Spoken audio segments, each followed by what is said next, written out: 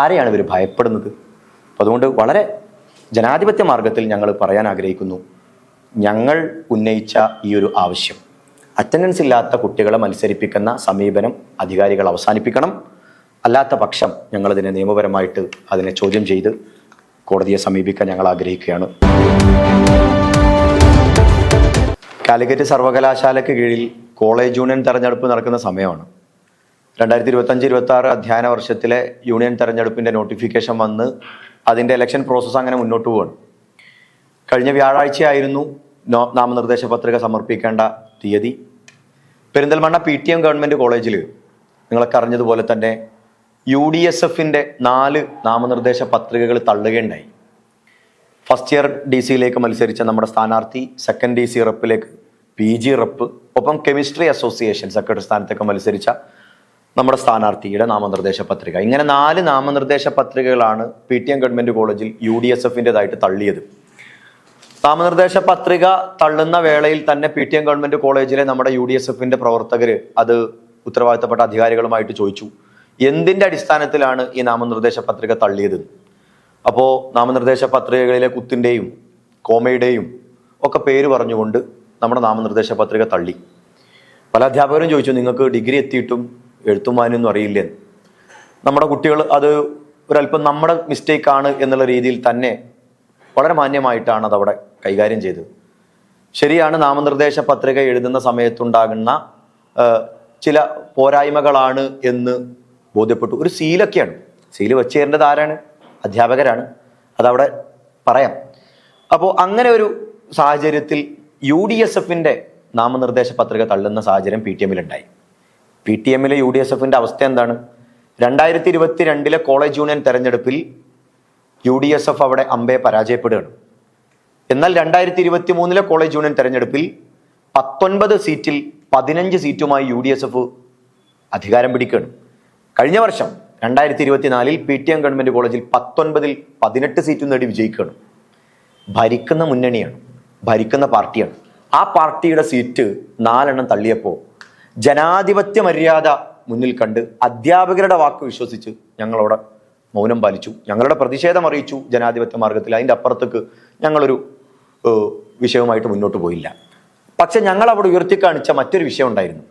SFIയുടെ chairman സ്ഥാനാർത്ഥി, SFIയുടെ commerce associate സെക്രട്ടറിക്ക് മത്സരിക്കുന്ന സ്ഥാനാർത്ഥി, ഈ 2 സ്ഥാനാർത്ഥികൾക്ക് ഒരു തെരഞ്ഞെടുപ്പിൽ, കോളേജ് യൂണിയൻ തെരഞ്ഞെടുപ്പിൽ മത്സരിക്കാൻ വേണ്ട മിനിമം യോഗ്യതയായ 75% അറ്റൻഡൻസ് ഇല്ല.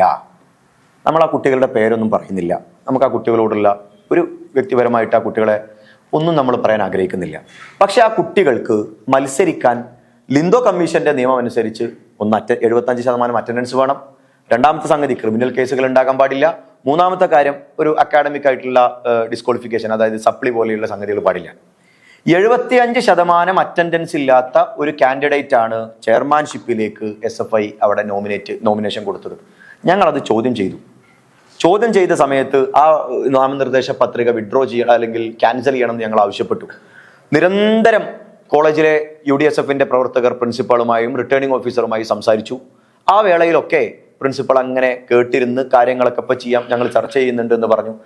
എന്തിന്റെ അടിസ്ഥാനത്തിലാണ് നാമനിർദ്ദേശ പത്രിക നിങ്ങൾ സ്വീകരിച്ചതെന്ന് ചോദിച്ചപ്പോൾ അവിടുന്ന് അധികാരികൾ പറഞ്ഞത് NSSന്റെ പ്രോഗ്രാമിൽ പങ്കെടുത്തു, ട്യൂട്ടർ അത് സാക്ഷ്യപ്പെടുത്തിയിട്ടുണ്ട് എന്നാണ്.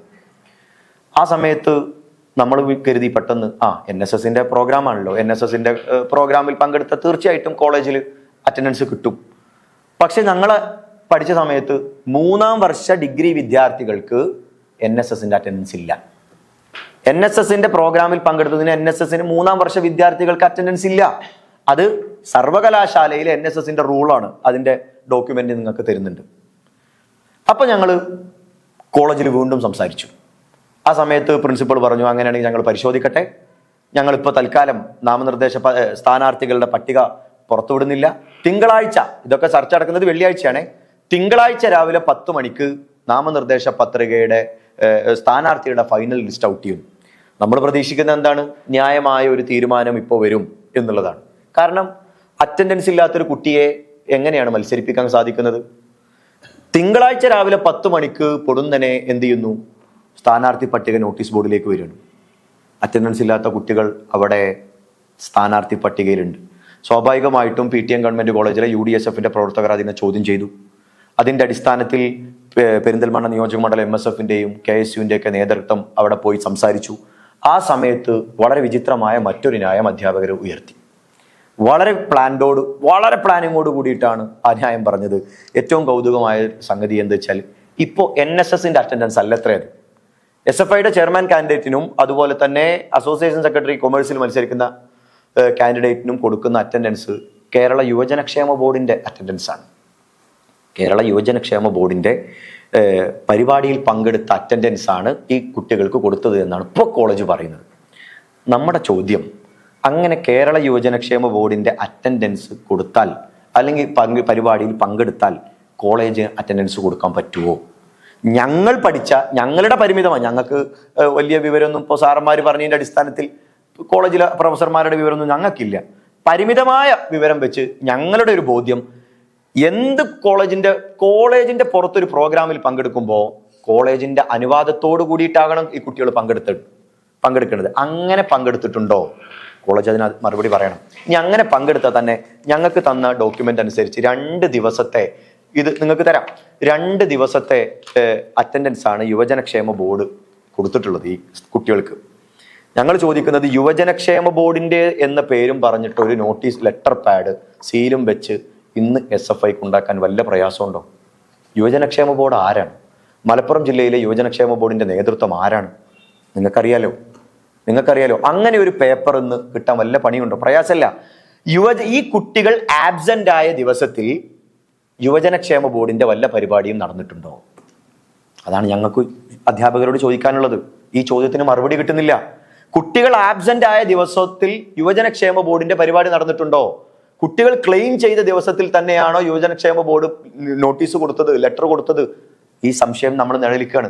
ഇനി 2 ദിവസത്തെ അറ്റൻഡൻസ് കിട്ടിയാൽ തീരാവുന്നതാണോ അവിടുത്തെ കാൻഡിഡേറ്റിന്റെ അറ്റൻഡൻസ് ഷോർട്ടേജ് എന്ന് പറയുന്നത്?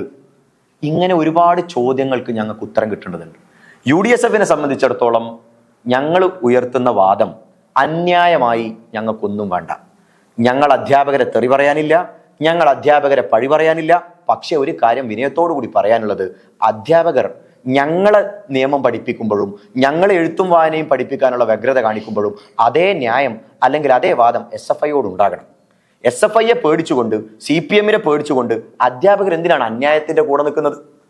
ഞങ്ങൾക്ക് അന്യായമായിട്ടൊന്നും വേണ്ട, ഞങ്ങൾക്ക് ന്യായമായത് മാത്രം തന്നാ മതി. ഇവിടെ അറ്റൻഡൻസ് ഇല്ലാത്തൊരു കുട്ടിയെ എന്തിനാ മത്സരിപ്പിക്കുന്നത്? SFIക്ക് എന്താ മത്സരിപ്പിക്കാൻ വേറെ ആളില്ലേ? SFI PTM ഗവൺമെന്റ് കോളേജിൽ SFI അത്രയും പിന്നോട്ട് പോയിട്ടുണ്ടോ?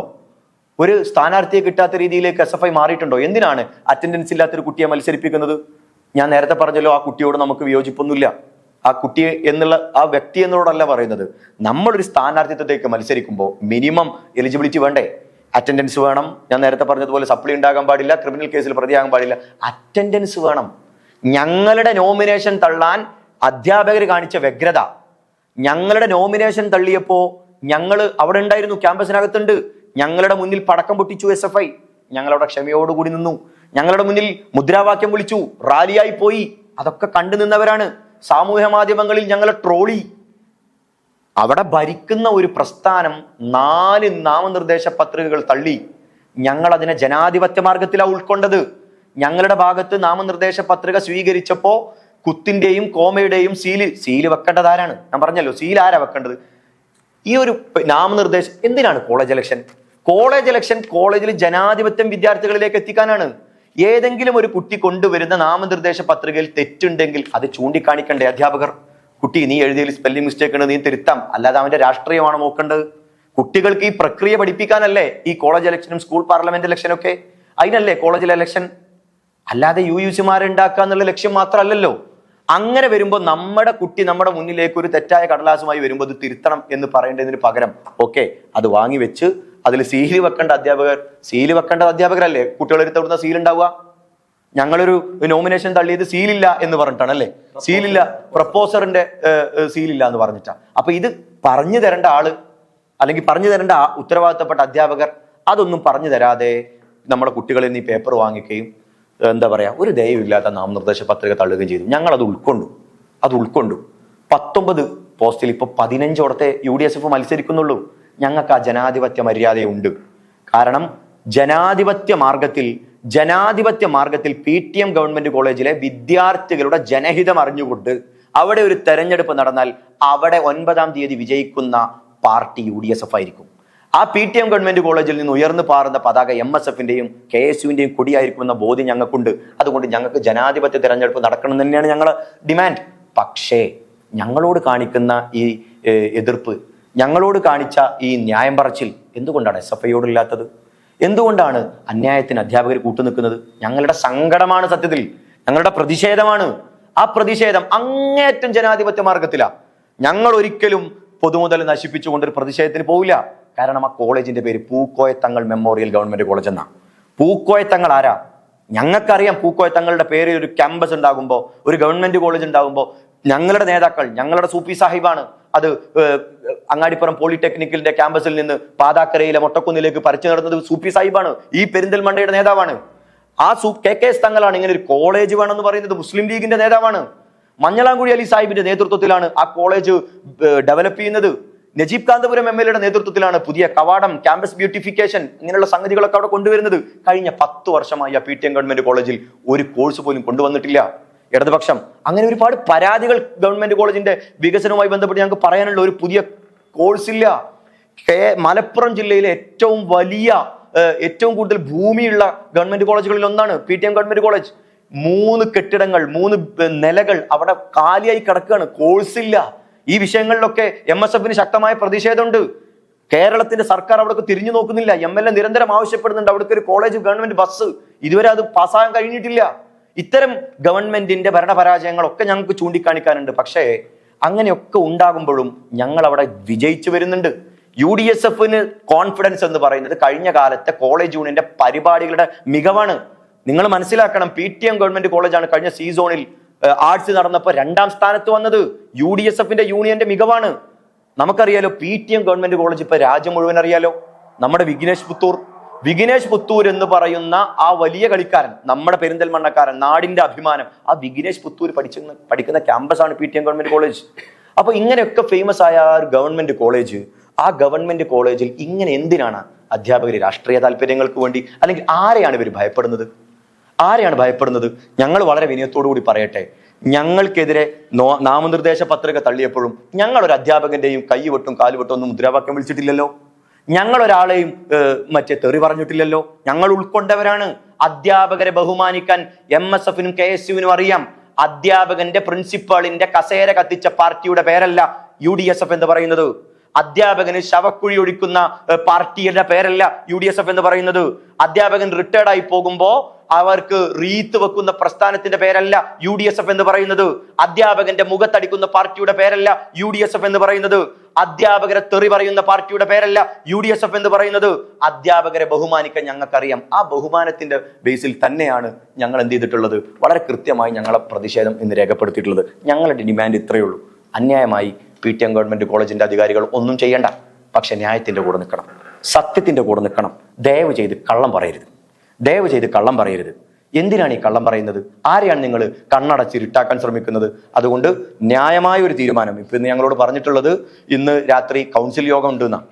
അധ്യാപകർ ഓൺലൈൻ കൗൺസിൽ യോഗം ഉണ്ടെന്ന് ചേരും. അതിന്റെ അടിസ്ഥാനത്തിൽ തീരുമാനമെടുക്കുമെന്നാണ് അധ്യാപകർ അറിയിച്ചിട്ടുള്ളത്. ഞങ്ങൾ അതിനെ വിശ്വസിക്കുന്നു. ഞങ്ങൾക്കറിയില്ല, ഇപ്പോഴും ഞങ്ങൾക്കറിയില്ല ആ കൗൺസിൽ യോഗം നടക്കുന്നുണ്ടോ എന്ന് ഞങ്ങൾക്കറിയില്ല. പക്ഷെ ഞങ്ങൾ വിശ്വസിക്കുന്നു ആ കൗൺസിൽ യോഗം നടക്കുന്നുണ്ട് എന്ന്.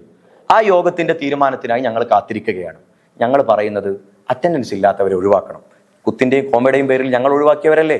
അറ്റൻഡൻസ് ഇല്ലാത്തവർ മത്സരിക്കണ്ട, അല്ലാത്ത രീതിയിൽ മത്സരിക്കട്ടെ. SFIക്ക് ഏത് കാൻഡിഡേറ്റിനെ നിർത്താം. ഞങ്ങൾക്ക് ഒരു നിലക്കുമുള്ള ഭയമില്ല. ജനാധിപത്യ തെരഞ്ഞെടുപ്പ് നടന്നാൽ PTM ഗവൺമെന്റ് കോളേജിൽ UDSFന്റെ മുന്നണി അധികാരത്തിൽ വരുന്നുള്ള കാര്യത്തിൽ ഒരു സംശയമില്ല. ജനാധിപത്യം നടക്കണം, എലക്ഷൻ നടക്കണം, അക്രമം ഉണ്ടാകാൻ പാടില്ല, സമാധാനപരമായി തെരഞ്ഞെടുപ്പ് നടക്കണം. അതിന് അധ്യാപകര് കുറച്ചധികം ആത്മാർത്ഥത കാണിക്കണം. ഇരട്ടത്താപ്പ് കാണിക്കരുത്, ഇരട്ടമുഖം കാണിക്കരുത്, ന്യായത്തിന്റെ കൂടെ നിൽക്കണം. അത് മാത്രമാണ് വളരെ വിനയത്തോടുകൂടി പറയാനുള്ളത്.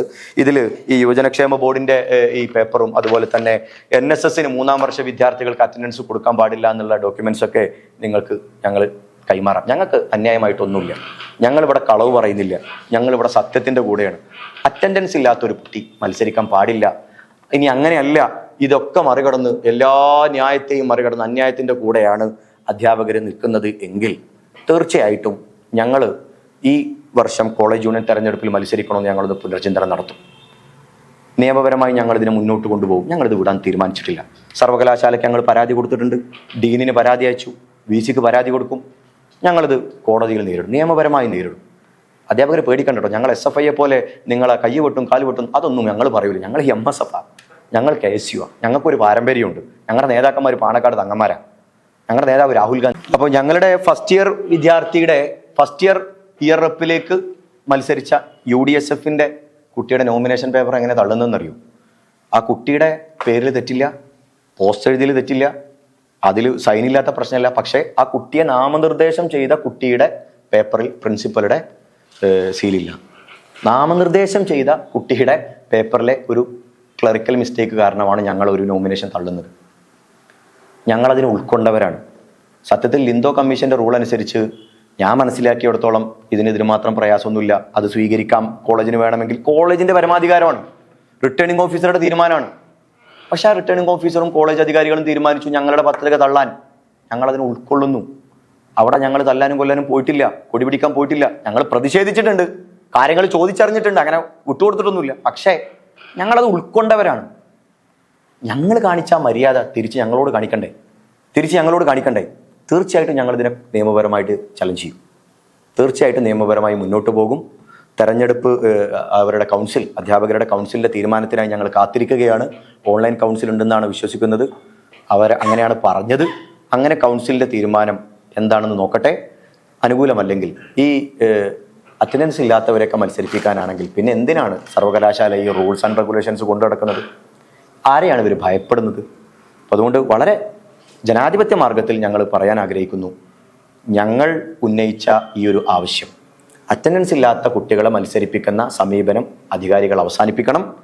അല്ലാത്ത പക്ഷം ഞങ്ങളിതിനെ നിയമപരമായിട്ട് അതിനെ ചോദ്യം ചെയ്ത് കോടതിയെ സമീപിക്കാൻ ഞങ്ങൾ ആഗ്രഹിക്കുകയാണ് എന്ന് പറയാൻ ഈ അവസരം ഉപയോഗപ്പെടുത്തുകയാണ്. അമീബിക് മസ്തിഷ്ക ജ്വരത്തിനെതിരെ നമുക്ക് ശക്തമായ പ്രതിരോധം തീർക്കാം. കെട്ടിക്കിടക്കുന്നത് മലിനവുമായ ജലാശയങ്ങൾ, പാറക്കുളങ്ങൾ, പായൽ പിടിച്ച ജലാശയങ്ങൾ, കന്നുകാലികളെ കുളിപ്പിക്കുന്ന കുളങ്ങൾ എന്നിവിടങ്ങളിൽ മുഖം കഴുകുകയോ നീന്തുകയോ കുളിക്കുകയോ ചെയ്യുന്നില്ല എന്നുള്ളത് ഉറപ്പാക്കേണ്ടതാണ്. കിണറുകൾ ശാസ്ത്രീയമായ നിലയിൽ ക്ലോറിനേറ്റ് ചെയ്യണം. വാട്ടർ തീം പാർക്കുകളിലെ പൂളുകൾ ക്ലോറിനേറ്റ് ചെയ്യുകയും അവയുടെ രേഖകൾ കൃത്യമായി സൂക്ഷിക്കുകയും ചെയ്യേണ്ടതാണ്. വീടുകളിലെയും ജലവിതരണ സ്രോതസ്സുകളിലെയും ജലസംഭരണികൾ വൃത്തിയായി സൂക്ഷിക്കേണ്ടതാണ്. മൂക്കിലൂടെയാണ് ബ്രെയിനിലേക്ക് അമീബ എത്തുന്നത്. അതുകൊണ്ട് തന്നെ ഓർക്കുക, മൂക്കിലേക്ക് വെള്ളം കയറുകയോ മൂക്കിലേക്ക് വെള്ളം ഒഴിക്കുകയോ ചെയ്യുന്നില്ല എന്നുള്ളത് ഉറപ്പാക്കേണ്ടതാണ്. ഉറപ്പാക്കാം ജലശുദ്ധി, ഉറപ്പാക്കാം ആരോഗ്യം.